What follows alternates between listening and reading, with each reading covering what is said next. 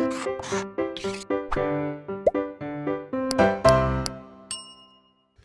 Everyone, this is Toshi Chaudhary and welcome back to Blueprint Digital. बच्चों, हम पढ़ रहे थे मैथ्स क्लास 12 का लास्ट चैप्टर नंबर 13 प्रायिकता यानी प्रोबेबिलिटी। अपने लास्ट सेशन में हम कंप्लीट कर चुके हैं बेस थ्योरम और आज हम शुरू करने जा रहे हैं random variable and probability distribution यानी यादृच्छिक चर और प्रायिकता बंटन। सबसे पहले यादृच्छिक चर देखिए क्या होता है, रैंडम वेरिएबल। थोड़ा ध्यान से समझिएगा। एक यादृच्छिक चर यानी रैंडम वेरिएबल वह फलन होता है, वो फंक्शन होता है जो कोई भी वास्तविक मान ले सकता है। यानी ये एक रियल वैल्यूड फंक्शन होता है जिसकी वैल्यू हमेशा कोई रियल नंबर होती है। रियल नंबर मतलब कि कोई भी पॉजिटिव नंबर या ज़ीरो या कोई भी नेगेटिव नंबर या कोई भी डेसिमल नंबर, ये सब रियल नंबर्स में आते हैं। रियल नंबर्स एक्चुअली वो नंबर होता है, वास्तविक संख्या, जिसका वर्ग करने पर एक पॉजिटिव नंबर आए, वो हमारा रियल नंबर होता है। ठीक है, तो जितने भी पॉजिटिव नंबर हैं सबका वर्ग करने पर पॉजिटिव नंबर आएगा, तो वो सब हमारे रियल नंबर्स होगा। जितने भी नेगेटिव नंबर्स हैं उनका वर्ग करने पर भी हमारा पॉजिटिव नंबर आएगा, तो ये सब रियल नंबर्स हैं। तो रैंडम वेरिएबल की क्या खासियत है, दो चीज़ें आपको इसमें ध्यान रखनी है। रैंडम वेरिएबल वो वेरिएबल होता है जो कोई भी वास्तविक मान ले सकता है, यानी जिसकी वैल्यू एक वास्तविक संख्या होती है, और तथा जिसका प्रांत यानी डोमेन किसी यादृच्छिक परीक्षण यानी रैंडम एक्सपेरिमेंट का प्रतिदर्श समष्टि यानी सैंपल स्पेस होता है। यानी रैंडम वेरिएबल क्या होता है, एक्सेस को हम डिनोट करते हैं यूजुअली। रैंडम एक्सपेरिमेंट क्या होता है, जिसका प्रांत किसी भी रैंडम एक्सपेरिमेंट का सैंपल स्पेस होता है। क्या होता है इसका डोमेन, सैंपल स्पेस होता है।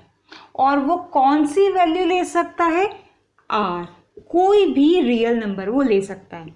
ठीक है, समझ आया आपको? ये मैंने सिंबॉलिकली भी लिख दिया। फिर से देख लेते हैं एक बार और। कोई भी यादृच्छिक चर यानी रैंडम वेरिएबल वो फंक्शन होता है जो कोई भी वास्तविक मान ले सकता है, कोई भी रियल वैल्यूज की हो सकती है, इमेजिनरी नहीं होगी, और जिसका डोमेन यानी प्रांत कोई भी सैंपल स्पेस हो सकता है किसी भी रैंडम एक्सपेरिमेंट का। रैंडम एक्सपेरिमेंट का सैंपल स्पेस आप निकालना जानते हैं। आपको क्वेश्चन में रैंडम एक्सपेरिमेंट ही दिया जाएगा। जैसे कि आपको बोल दिया जाएगा कि किसी पासे को फेंकिए। ठीक है, पासे को आपने फेंक दिया तो क्या सैंपल स्पेस बनेगा, 1 2 3 4 5 6, ये सैंपल स्पेस बनेगा। या दो कॉइन्स, दो सिक्कों को आप उछालिए तो आपका सैंपल स्पेस क्या बनेगा, head head, tail tail, head tail या फिर टेल हेड। तो इस तरीके से सैंपल स्पेस भी निकल जाएगा। तो ये जो होता है ये सैंपल स्पेस ही इसका डोमेन होता है। जब हम इसके क्वेश्चंस पर आ जाएंगे ना तो ये चीज़ आपको बिल्कुल क्लियर हो जाएगी। फिलहाल आप समझिए कि रैंडम वेरिएबल क्या होता है। रैंडम वेरिएबल वो फंक्शन होता है जिसका प्रांत तो एस और ये रेंज जो होती है उसकी आर होती है। रियल वैल्यूड फंक्शन होता है, ये एक रियल वैल्यूड फंक्शन होता है। ठीक है, जैसे हम एक एक्सपेरिमेंट लेते हैं। ठीक है, हम किसी सिक्के को उछालते हैं। सिंपल से एक्सपेरिमेंट लेते हैं, किसी सिक्के को उछालते हैं हम 2 बार हम सिक्के को उछालते हैं तो एस क्या होगा, या तो दोनों बार हेड आएगा, या एक बार हेड एक बार टेल आएगा, या पहले टेल बाद में हेड आएगा, या फिर दोनों बार टेल आएगा। ये सैंपल स्पेस इजीली बन जाएगा, इसमें कोई प्रॉब्लम नहीं है। ठीक है, अब माना x कोई रैंडम वेरिएबल है, हमने x क्या माना,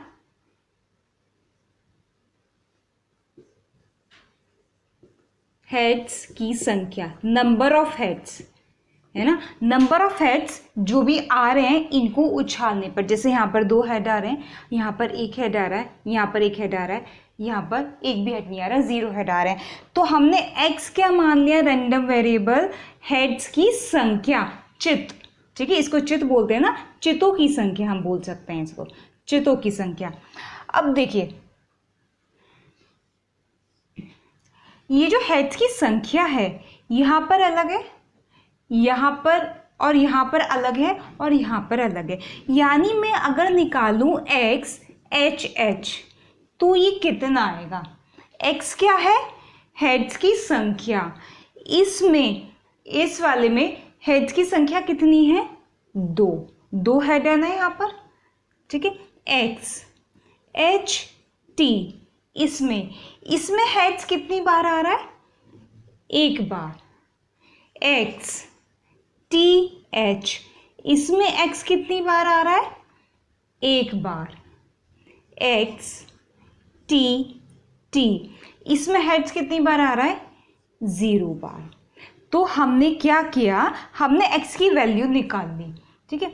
अब आप देखिए ये x हमने किस किस पर निकाला? x एच एच पर, एच टी पर, टी एच पर और टी टी पर। ज़रा आप सोचेंगे कि H H, H T, T H और टी टी है क्या? क्या वो सैंपल पॉइंट्स नहीं है? क्या वो सैंपल स्पेस के बिंदु नहीं है? यही सब है ना। इसका मतलब यहाँ जो चीज़ लिखी थी वो प्रूव हो गई।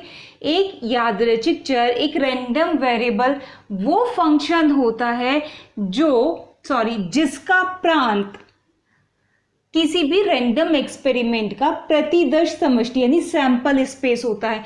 प्रांत क्या होता है? सैंपल स्पेस होता है। ये प्रांत ही तो है। किसके बराबर आ गया प्रांत? सैंपल स्पेस के बराबर आ गया। और जो कोई भी वास्तविक मान ले सकता है और इनके मान क्या आ रहे हैं? सारे के सारे वास्तविक है। दोनों कंडीशन सेटिस्फाई हो गई। तो ये है हमारा रैंडम वेरिएबल। एक और एग्जांपल लेते हैं। अब हमने एक दूसरा एक्सपेरिमेंट लिया है। क्या है वो? यादृच्छिक परीक्षण यानी रैंडम एक्सपेरिमेंट। सिक्के को 3 बार उछालना। हमने क्या एक्सपेरिमेंट किया है? एक सिक्के को, एक कॉइन को 3 बार उछाला है। तो सैंपल स्पेस क्या बनेगा? ये बनेगा, ठीक है। एक बार 3 बार H H H H H H T H T H T H H T T H T H T T और टी टी टी, ठीक है। एक रैंडम वेरिएबल हमने मान लिया x क्या है? वही रैंडम वेरिएबल, यादृच्छिक चर जिसको हम पढ़ रहे हैं, ठीक है। कोई भी रैंडम हमने मान लिया। चितों की संख्या माइनस पटों की संख्या, यानी number of heads minus number of tails, ठीक है। Number of heads minus number of tails, heads की संख्या माइनस टेल्स की संख्या। x हमारा हो गया।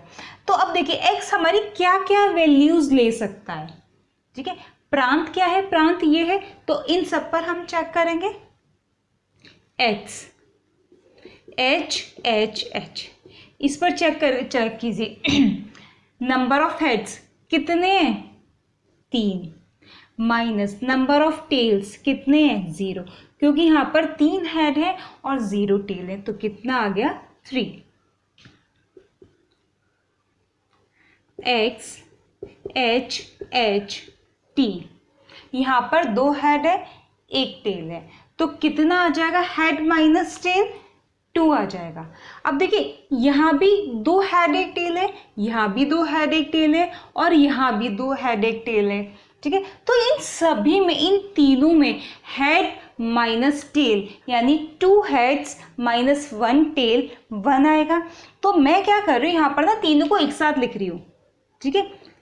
कितना आ जाएगा? Head tail head, tail head head. मैंने इन तीनों को एक साथ क्यों लिखा? क्योंकि इन तीनों का मान ही 2 आएगा। 2 माइनस 1 1 आएगा। 2 हेड 1 टेल, 2 हेड में से 1 टेल माइनस करके 1 आएगा, ठीक है। अब सिमिलरली जैसे मैंने इन तीनों को एक साथ लिखा ना, उसी तरीके से मैं इन तीनों को भी एक साथ लिख सकती हूँ। किन तीनों को? Tail tail head, tail head tail head tail tail टेल, क्योंकि इन सभी में एक हेड है माइनस 2 टेलें, बराबर आ गया -1, ठीक है। और एक मेरा बचा लास्ट में x t t t, कितना आ गया? 0 हेड -3 टेल बराबर -3। तो प्रांत क्या हो गया? ये देखिए, ये प्रांत हो गया ना, ये प्रांत हो गया। क्या है इस प्रांत के जो एलिमेंट्स हैं, ये सैंपल स्पेस के एलिमेंट्स हैं। इसका प्रांत किसके बराबर हो गया? सैंपल स्पेस के जो एलिमेंट्स हैं, ये जो अवयव हैं, इनके बराबर हो गया। और ये x के जो मान हैं वो क्या निकल कर आए हैं? वो सभी रियल नंबर निकल कर आए हैं, वास्तविक संख्याएं निकल कर आई हैं। ठीक है, 3, 1, -1, -3 चारों की चारों वास्तविक संख्या है। ठीक है, तो हमारा x क्या हो गया? x हो गया हमारा 3, 1, -1 और -3, ये हमारा x निकल कर आ गया। ये 4 वैल्यूज तो आई हैं x की निकल के, हमने इसको ऐसे लिख लिया। ठीक है, अगर किसी को ये कन्फ्यूज़न हो कि हमने ये यहाँ पर ऐसा क्यों लिखा या ऐसा क्यों लिखा, तो आप इसको सेपरेट भी लिख सकते हैं, वो करके देख लेते हैं। ठीक है, इतना तो हमारा हो गया डन।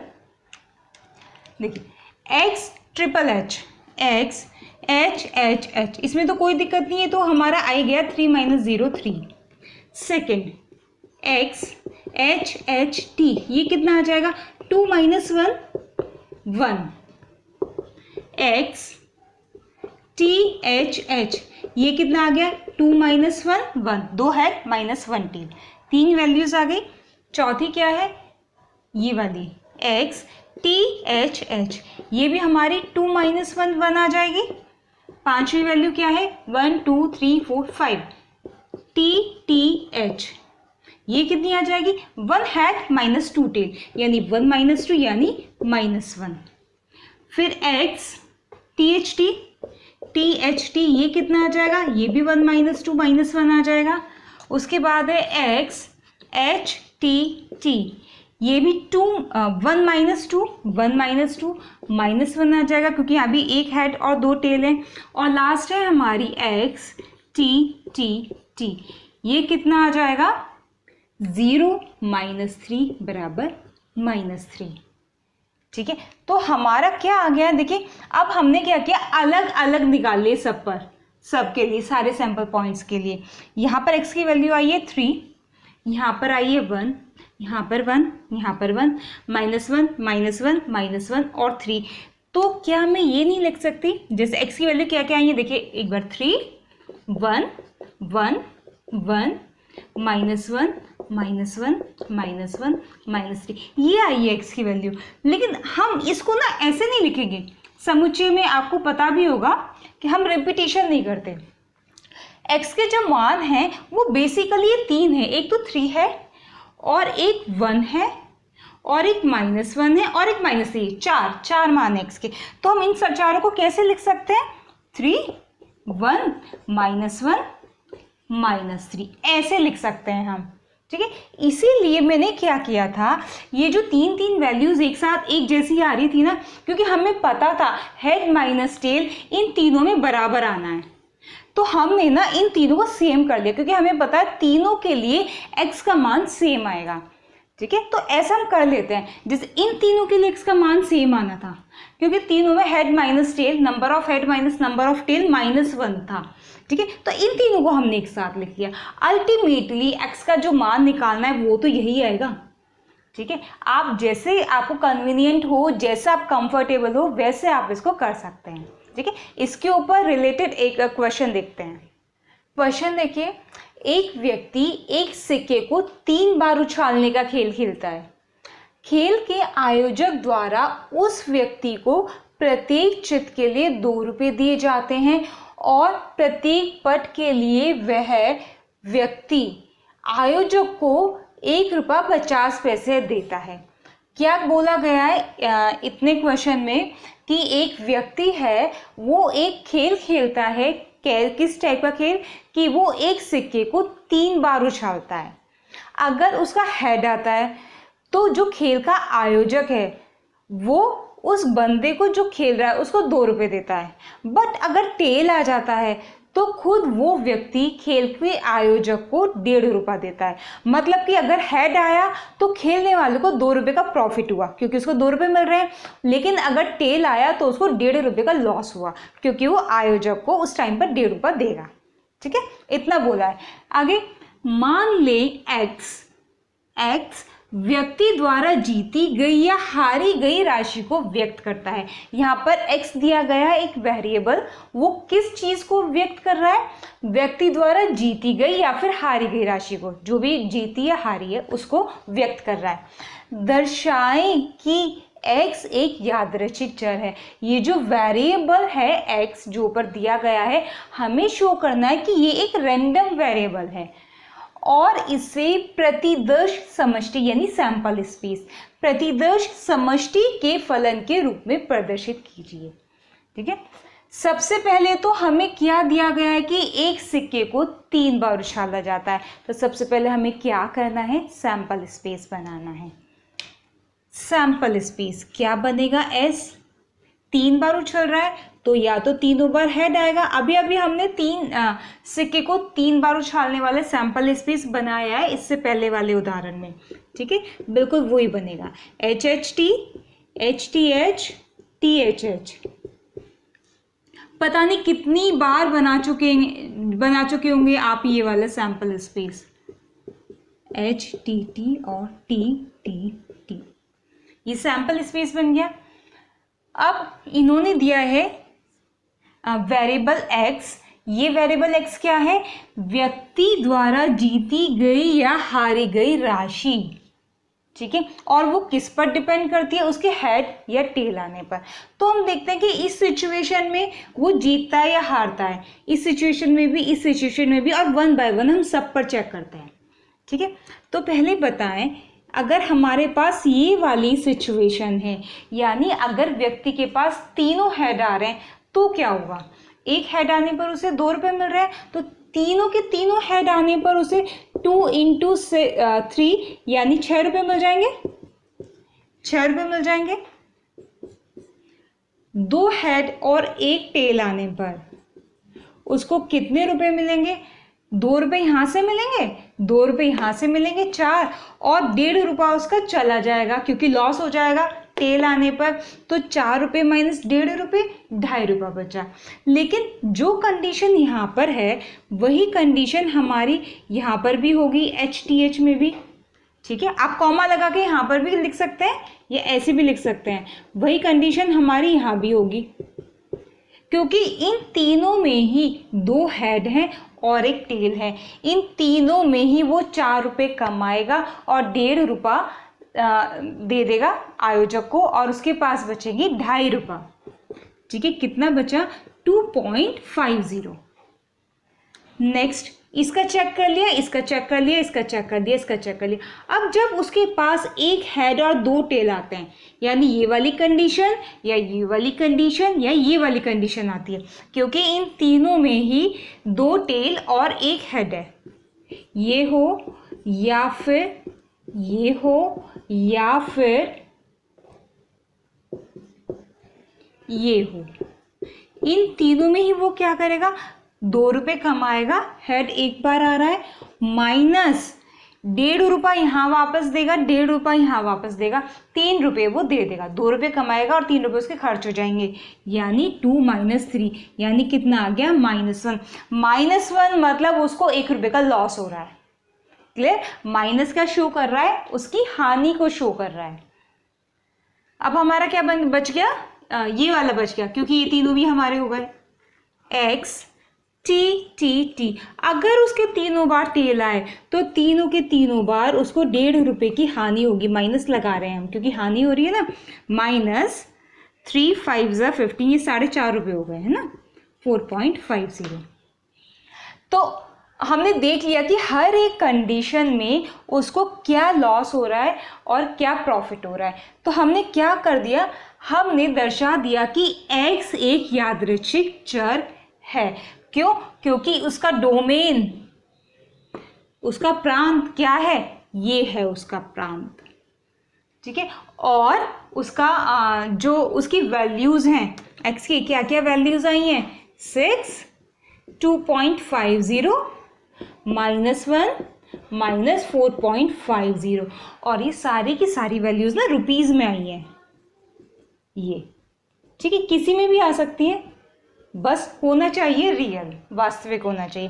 तो x के ये मान आए हैं हमारे। ठीक है। तो इन्होंने क्या कहा है कि ये दर्शाइए कि x एक यादृच्छिक चर है, यादृच्छिक चर हो गया, और इसे प्रतिदर्श समष्टि के फलन के रूप में प्रदर्शित कर दीजिए, और हम वो भी कर चुके हैं। इसका मतलब हम क्या बोल सकते हैं कि x हमारा एक रैंडम वेरिएबल है। ठीक है, इस तरीके से आपको करना है। जो भी क्वेश्चन दिया गया हो ना, सबसे पहले आप सैंपल स्पेस बना ले। ठीक है, आप सैंपल पॉइंट्स आपके पास आ गए हैं तो आप सबके लिए रैंडम वेरिएबल x का मान निकाल लेंगे बहुत आराम से। प्रायिकता बंटन यानी प्रोबेबिलिटी डिस्ट्रीब्यूशन, ये जो हमारा प्रायिकता बंटन है ना, ये यादृच्छिक चर का ही प्रायिकता बंटन होता है। यानी ये जो प्रोबेबिलिटी डिस्ट्रीब्यूशन है, ये रैंडम वेरिएबल की ही प्रोबेबिलिटी डिस्ट्रीब्यूशन की हम बात कर रहे हैं। माना आपके पास कोई भी रैंडम वेरिएबल x है, इसकी कुछ वैल्यूज़ होंगी। ठीक है, माना x1, x2, x3, n values हमने ले ली। इनके कॉरस्पॉन्डेंट जो हम इनकी प्रायिकताएं निकालते हैं, जब क्वेश्चन आएगा ना तो आप इनकी प्रायिकताएं देखेंगे। प्रायिकता आप इजीली निकाल लेंगे। इस वाले पॉइंट की प्रायिकता निकालेंगे हम px1, इस वाले की निकालेंगे px2, इस वाले की निकालेंगे px3, और इस वाले की निकालेंगे pxn। ठीक है, तो सभी के सभी रैंडम वेरिएबल्स की सभी वैल्यूज़ के लिए हमने प्रायिकताएं निकाल ली।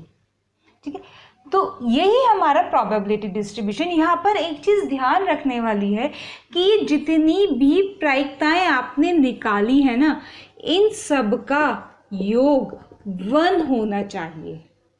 ठीक है, प्रोबेबिलिटी डिस्ट्रीब्यूशन में जितनी भी प्रोबेबिलिटीज या प्रायिकताएं आपने निकाली हैं, उन सब का योग 1 होना चाहिए। अगर योग 1 नहीं आ रहा है, इट मीन्स कि आपने कहीं पर कोई गलती कर दी है। ठीक है, चलिए एग्जाम्पल देखते हैं। ठीक है, सैम्पल स्पेस ले लीजिए। चलिए यही ले लेते हैं 3 पॉइंट्स वाला ही। H H H, H H T, H T H, T H H, T T H, T H T, H T T, T T T. X क्या लिया था हमने? एक्स लिया था हमने number of heads minus number of tails, यानी चितों की संख्या माइनस पटों की संख्या, यानी heads, number of heads minus number of tails, ये हमने लिया था। ठीक है, अब यहाँ पर देखिए ज़रा, एक्स ट्रिपल एच हमारा कितना आया था? हेड्स माइनस टेल, 3 माइनस 0 यानी 1 आया था। इसी तरीके से X H H T, H T H, T H H, ये हमारा कितना आया था? Number of heads minus number of tails, 2 minus 1 यानी 1। X T T H, T H T और एच टी टी, ये कितना आएगा? 1 माइनस 2 माइनस 1, और एक्स टी टी टी, ये आया था हमारा 0 माइनस 3 बराबर -3। यानी हमारी जो एक्स की वैल्यूज़ हैं वो क्या आ गई हैं? एक्स की वैल्यूज़ हमारी टेबल चाहे आप ऐसे बना लीजिए क्षैतिज फॉर्म में, या फिर ऊर्ध्वाधर फॉर्म में बना लीजिए, यानी हॉरिजॉन्टली बना लीजिए या फिर वर्टिकली बना लीजिए, उससे कोई फर्क नहीं पड़ेगा। तो एक्स की क्या क्या वैल्यूज़ हैं आपकी? 1, ये सॉरी 3 है। ठीक है, 3 minus 0 3, 3 1 minus 1 minus 3, 3 1 minus 1 minus 3, ये 4 आपको एक्स की वैल्यूज़ मिली है। ये x1 x2 x3 x4।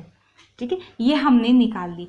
अब हमें क्या निकालनी है? इनके कॉरस्पॉन्डिंग प्रायिकताएं, यानी px हमें निकालना है। px यानी जब x का मान 3 है, x का मान कब 3 है? इस वाले इवेंट पर। तो आपको क्या निकालना है? x बराबर 3 के कॉरस्पॉन्डिंग जो प्रायिकता होगी ना, वो इस वाले इवेंट की प्रायिकता होगी, ट्रिपल एच की। अब आप देखिए, आपके पास ये सैंपल स्पेस है और मैं आपसे बोलूँ कि 3 हेड आने की प्रायिकता निकालिए, तो आप क्या निकालेंगे?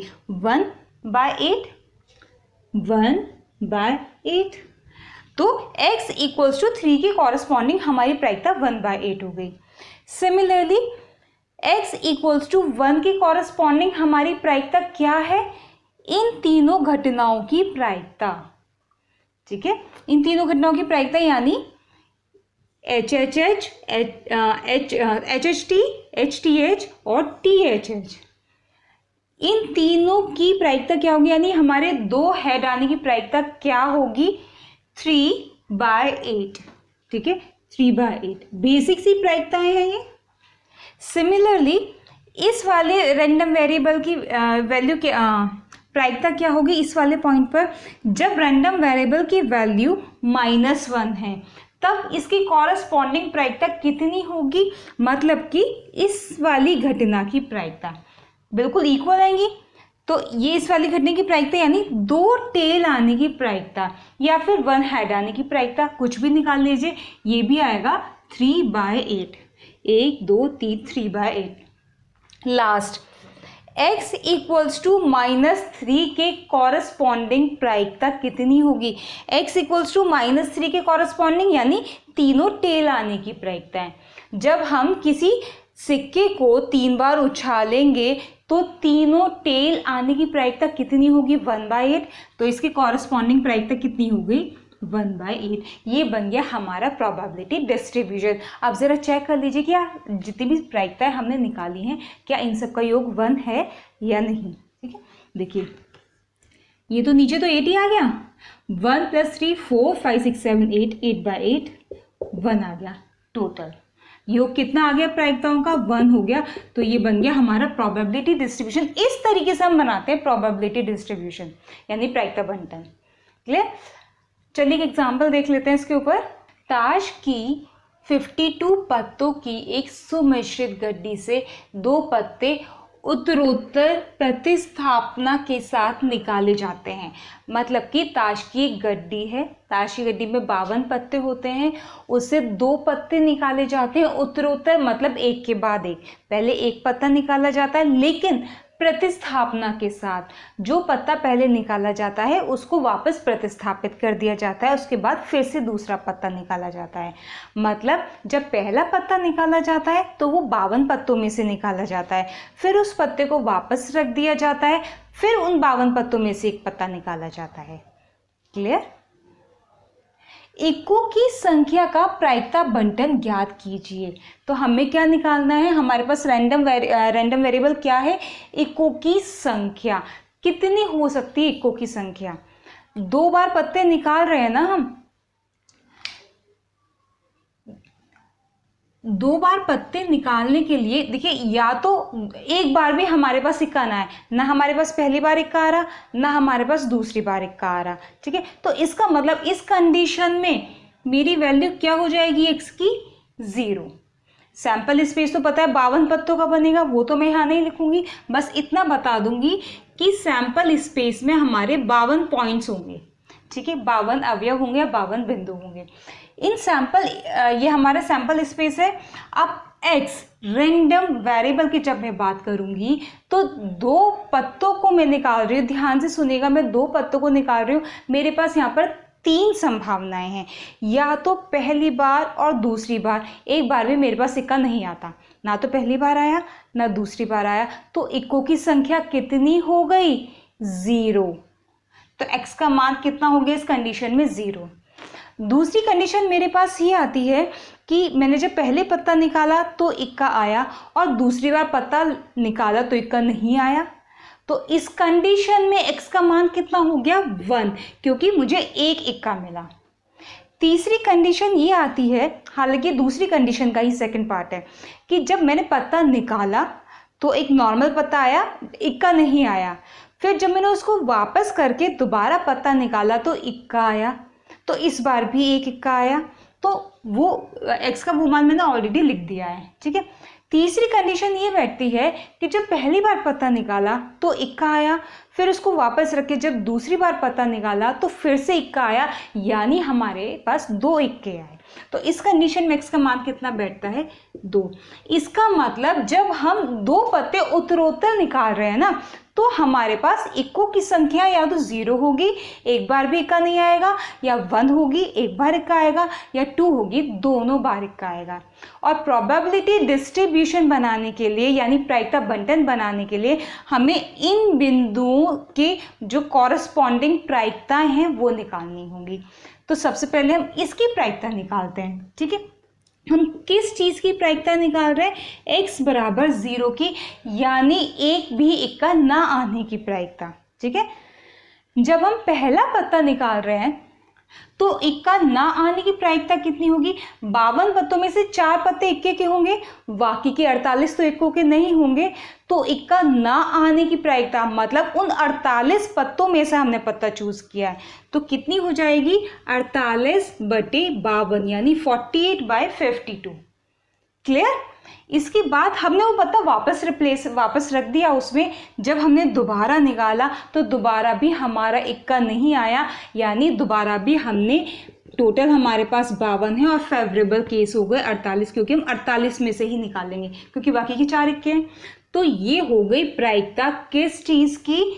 एक भी इक्का ना आने की प्रायिकता। ठीक है, देख लीजिए, एक भी इक्का न आने की प्रायिकता, ये बोल दीजिए, या ये बोल सकते हैं x बराबर 0 के कॉरस्पॉन्डिंग प्रायिकता। यहाँ कितना आ गया? ये 4 से कैंसिल हो जाएगा, 4 1 ज़ा 4, 4 2 ज़ा 8, 4 1 ज़ा 4, 4 3 ज़ा 12। ठीक है, सिमिलरली 12 और 13 यहाँ आ जाएगा, तो ये मेरा कितना बैठ जाएगा? 144/169, इतना आ जाएगा। ये प्रायिकता मैंने कब निकाली? इस बिंदु के कॉरस्पॉन्डिंग। अब मैं निकाल लूँगी इस बिंदु के कॉरस्पॉन्डिंग प्रायिकता, यानी प्रायिकता कब? जब x का मान 1 है। अब मैं प्रायिकता निकाल दूंगी। अब प्रायिकता निकालने का मतलब क्या है? मेरा एक इक्का आ रहा है। एक इक्का आने के मेरे 2 तरीके हैं, या तो पहली बार में इक्का है या दूसरी बार में इक्का है। अगर पहली बार में इक्का आता है तो 4/52, क्योंकि 4 में से एक इक्का आएगा मेरे पास, 48/52। ये मेरी किस चीज़ की प्रायिकता है? पहले मैंने पत्ता निकाला, इक्का आया, ठीक है, वापस रख दिया, दूसरी बार में इक्का नहीं आया, एक इक्का आ गया। प्लस या मेरे पास एक कंडीशन और बैठती है, पहली बार में इक्का नहीं आया और दूसरी बार में इक्का आया। ठीक है, तो ये मेरी कौन सी प्रायिकता हो गई? एक इक्का आने की प्रायिकता। 13 12 13 12 13 13। यहाँ कितना आया? 12/169। यहाँ भी आया 12/169। टोटल हो गया 24/169। अब Px = 2 पर, यानी x बराबर 2, इस वाले बिंदु पर प्रायिकता, यानी दोनों इक्का आने की प्रायिकता। पहले हमने एक पत्ता निकाला तो इक्का आया, उसको वापस डाल दिया, दोबारा पत्ता निकाला, दोबारा फिर इक्का आया। 13 13 1/169। तीनों कंडीशंस में हमने प्रायिकताएं निकाल ली। तो प्रायिकता बंटन कैसे बनेगा? x और px, x के मान क्या क्या हैं? 0 1 और 2, ये तीन हो गए ना x के मान। इनके कॉरस्पॉन्डिंग प्रायिकताएं लिख दीजिए। 144/169, 1 की कॉरस्पॉन्डिंग है 24/169, 2 के कॉरस्पॉन्डिंग है 1/169। ठीक है, और अब आप क्या कीजिए, इनको एक बार चेक भी कर दीजिए। नीचे तो 169 आएगा, मतलब इनका ऐड कर लीजिए। ऊपर कितना आएगा? 144 + 24 + 1 9 6 1 169/169 यानी 1। तो ये हो गया मेरा प्रायिकता बंटन इस वाली कंडीशन का। तो बच्चों आज हमने पढ़ा यादृच्छिक चर और यादृच्छिक चर का प्रायिकता बंटन यानी random variable and probability distribution of a random variable.